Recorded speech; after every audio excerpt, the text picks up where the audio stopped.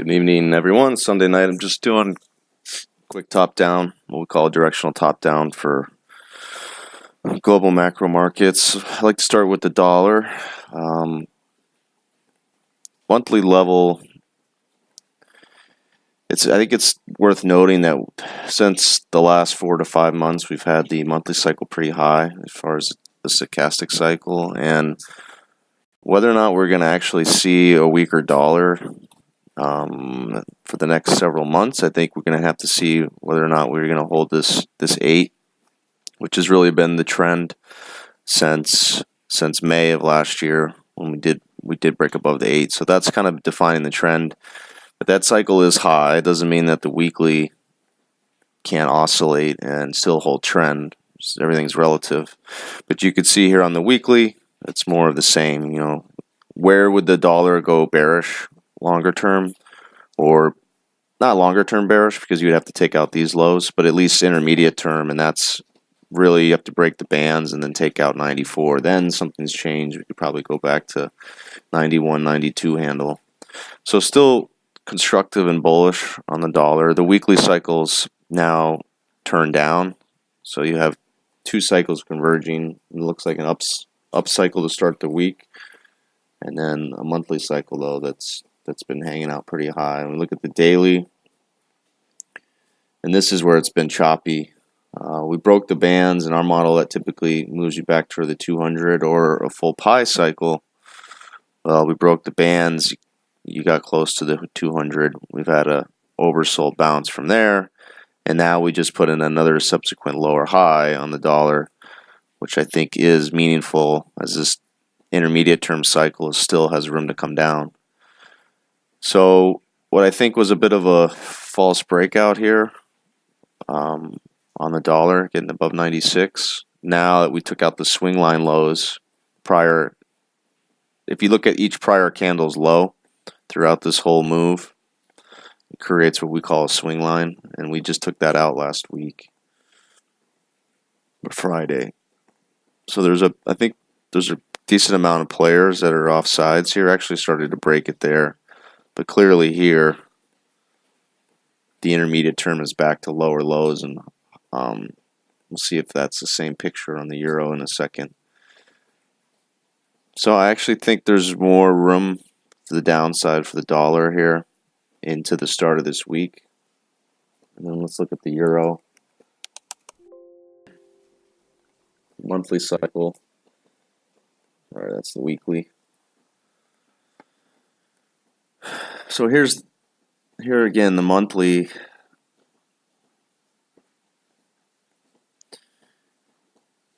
When the euro bounced here, 2016, 17, we had to run all the way back to 200. This is a decent amount of dollar weakness for 2017. But now, if you can notice, we've actually retraced about 50% of that move here coming into the end of last year. So big picture, it's a question of, are we going to fail at the 8 here? In other words, fail to get above 116 and resume to retest the 105 level, which definitely could happen. The monthly cycle suggests you would need another bounce.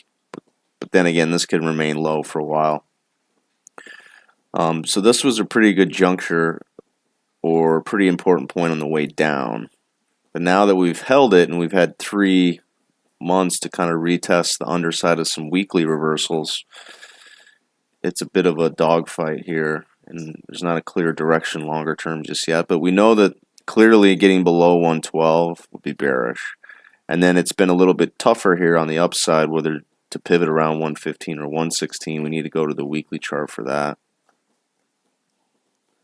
All right, so in the context of you also have a scooping 200 week that's kind of showing that same longer term momentum. Is the market going to grab onto this and rally from here?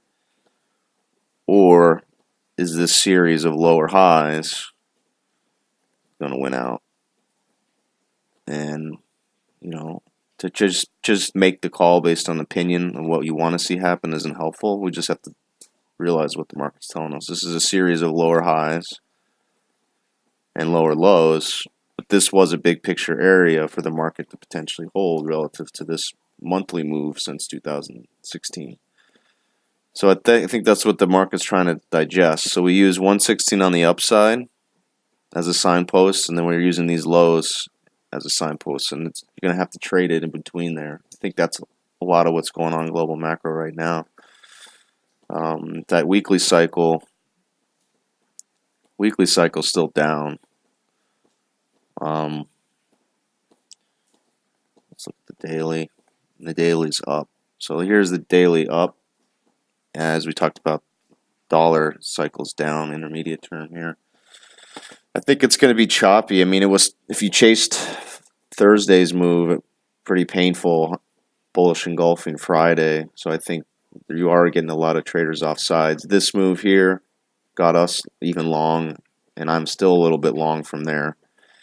And I added to it actually yesterday or Friday, just for a bounce here with this cycle. So I didn't want to stop and cover into 113.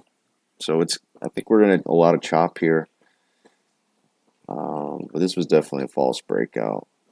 So we're going to have to just trade it. I'm going to try to stay a little bit core long. If we get high within the daily cycle, I'll probably just get flat, maybe look to go short as we get closer to 115.5. Obviously, the near term is going to have a lot of other different trades and opportunities.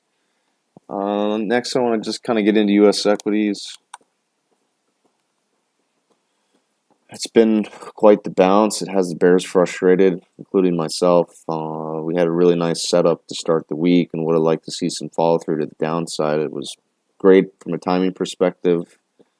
A lot of our, a lot of our signals were lining up for, that was a good setup, and we just couldn't break the 8 and roll over. So I care about the high from last week now on the upside. If we get above there, it's going to really push, I think, the machines. Think about this 200-day up here. A lot of traders are going to have it. We've got our pie line there.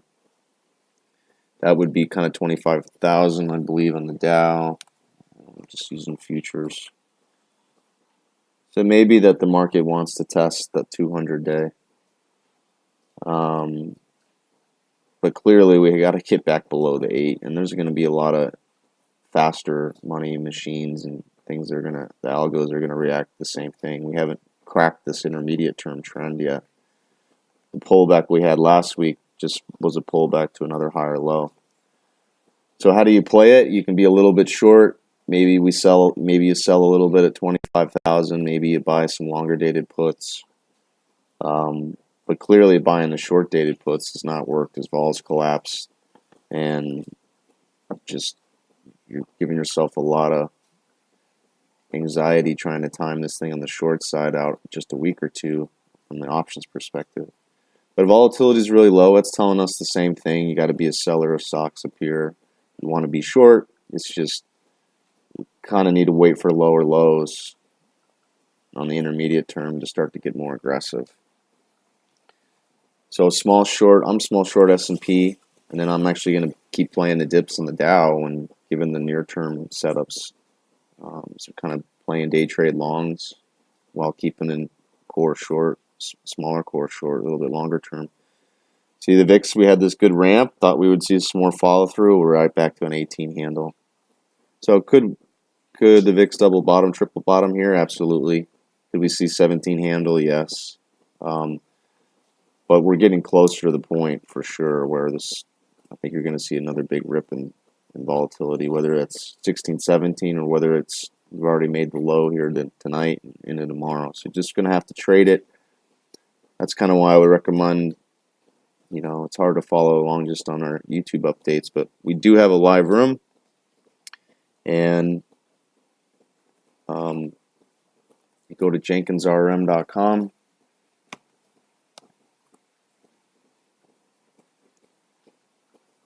And, be a part of our updates. Our chat room is free to join here, just to come in. And then from there, we have a real-time alerts product where I'm signaling across all 5 different markets: commodities, forex, crypto, equities, fixed income. And then we had trade live together, and that's in our live room, guys. It's only $200 a month. It includes the real-time alerts pushed to your phone. I mean, this is institutional type of access, and it's only $200 a month. It doesn't get better than that.